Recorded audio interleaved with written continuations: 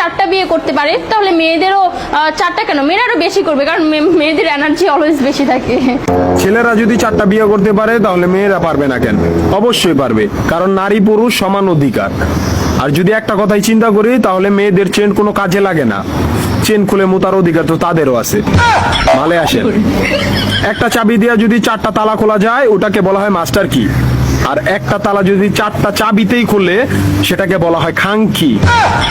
ধরেন আপনি 4টা ইঁদুর পালেন, আপনার কাছে গর্ত আছে একটা, বাহিরে অনেক বৃষ্টি, বুঝেনি তো ওয়েদার ডিমান্ড, এখন 4টা ইঁদুরের একসাথে গর্তে ঢুকতে হবে, তখন আপনি কি করবেন?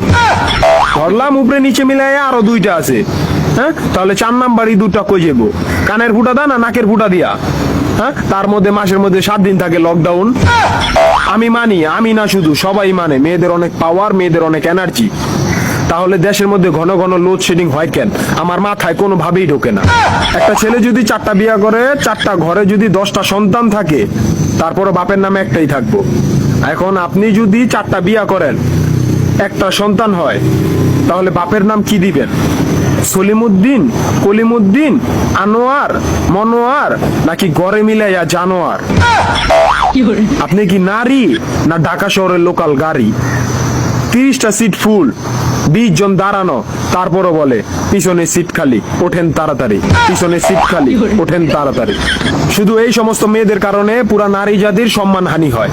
আমাদের উচিত সিটি কর্পোরেশনের কুত্তা মারার ইনজেকশন দিয়া এদেরকে মেরে ফেলা, যাতে এদের জন্য অন্য কোনো মেয়েদের কেউ খারাপ নজরে না দেখে।